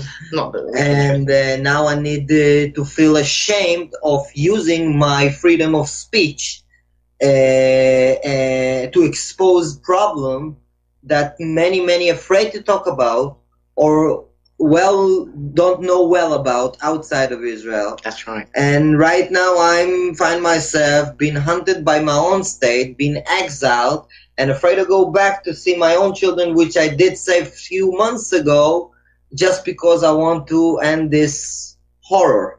You can't. And you have to understand that my main clients that I'm dealing with, it's a high targeted clients that being also, as she said, the person about the database collection is my clients. People and father, I have a father named Ronnie Kashi, for example, which he didn't see 4.5 years, his own child, just on a connection center since the day he's born. Why? Because the woman said so. And he have a lot of followers after him, and just because he protesting on the street about this thing is danger to society. He's not able to see his kids, and only 4 hours a month. And I've been represent those type of people, and I myself began targeted. So you can see a pattern that if you cannot deal with the lawyer that actually win the system because he know how it's work inside in the procedures, so they take him down, the lawyer itself. So we've lost 3 to suicide, 3 exiled, and 1 currently that was in prison and tortured in prison. Tortured. I can't believe I'm saying this about Israel. I know I just said stuff that blow the mind of a lot of people, because I know there is a lot of good people in Israel and outside of Israel, especially I believe your listeners, that don't really believe stuff that are saying, because the state of Israel represent themselves as the a place for democracy. The only democracy is the biggest allies for the United States and stuff like this, which I do believe is right. But people have to understand that beyond all this smoke screen, the people inside, especially fathers in the divorce process, or all the issue that related to the welfare system, is rotten to the ground. Now, it's not really different what's happening in the United States. I just read an article today that police in Arizona, the Chandler Police Department, just knocked down the family's door, taking their kids in overnight ride because their mom didn't follow doctor orders for a child with fever. Yes. And all the 3 children. And all the 3 children that were inside been taken from their parents to a foster families. So this welfare issue is a global corruption, but in Israel specifically, if you go, it's a big crime. Not only the welfare crimes, is a crimes to expose and speak about it. Yes. This is the issue. And right now, I found myself as a lawyer, try to protect others, try to fight to protect himself. Why? Because I think I do the right thing. I use my mouth and use my brain. Oh, you can criticize everybody in America because of your, First Amendment, Second. Yes. But to use the Patriot Act to pull down people who speak out is disgusting. We're starting to see that. We're starting to see deplatforming issues. We're starting to see where people with a conservative point of view, pro-family point of view, are being erased from social media. And so it's starting to get really ugly here as well. But turning back over to Israel, again, we know that part of the problem is that these child protective services, the more children they grab, the more money they get. And so they have a financial motive to just grab children on the flimsiest of excuses. We have that same problem here in the United States of America. And you're absolutely right about what happened in Arizona. It was, I think, a 2-year-old boy. The mother had called the doctor. The doctor said, bring the child in. But then the fever started to go down. And the mother said, I guess we don't need to take him in. And the doctor calls the SWAT team on him. And they kick down the door. They grab the 2-year-old. They grab all 3 of the kids. They're in foster care right now. And it's all about the money. It's all about grabbing more money. Yeah, but here's the issue, Mike. You, as American citizens, with the freedom of speech, can talk it out loud in your radio show. I'm not. You can expose it in blogs or in any article, and it will be all over the news. No one come to you as the one who signed the flag, waving the flag on this. I cannot. Nobody in Israel's allowed I to do cannot. that. Nobody can. This is the main thing. There is crime all over the world with this radical feminist issue and with the welfare system that is destroying the family unit to pieces. All right, I just know now that the Indian law become with laws that actually allowing to take in children as a tool from any family as they want. But you have the right to say it and speak it out loud. For me, it's way different. just to also, a movie was made a couple of years ago with me, a documentary from an Eastern European director. I'll give you the site. It's noexitorder.com. Before that was due to be released, he was poisoned on the other side of the world. And it was the only documentary to come out, or will come out, it's not out yet, in English, about the judicial corruption and what's going on in there. And I mean, he spent 3 months in bed. The site is packed with lawyers and details about the corruption in Israel. Most of the people who were on the videos are in jail. That's the difference. Boy, and nobody knows it. Okay, so that's no exit order? noexitorder.com. It's packed with details. What you don't hear about, what you hear about all over the world, you won't hear about in Israel unless I put it out there. That's why they'd quite like to see the end of me, very much. And to be hunted and have millions spent on you to denigrate you as a terrorist is a step too far. I mean, we're just trying to save a few lives. But I'm the only one writing out what I see on the ground in the videos of kids and fathers and mums and judges. I publish everything. Everything that's going on in Israel, I'll get out in English. And they actually wrote that they're looking for a final solution for me in somebody else's protocol. They're looking for a final solution. But I'm not going to stop. But and Mickey loves Israel. He was born and bred there, and he was very loyal. But when the country betrays you and hunts you to your death, very hard. All right, well, listen, we have to take one more break for a commercial. So the last commercial break of the program today. We'll be back with the last segment of our program after these few words. And aloha, America. Welcome back to the last segment of our program. Today here we're talking with Marianne Azizi and her lawyer friend Mike, who are describing conditions as they actually are inside the state of Israel. And of course, part of the problem is that Israel doesn't exactly have a constitution, let alone a Bill of Rights. The laws are just whatever the government says they are from moment to moment. And apparently criticizing any aspect of the government of Israel is a tacky no-no that can get you into a lot of trouble. If you criticize politically and call everybody 10 times worse than a cop, that's okay. But if you criticize a public official non-politically, that lands you in jail.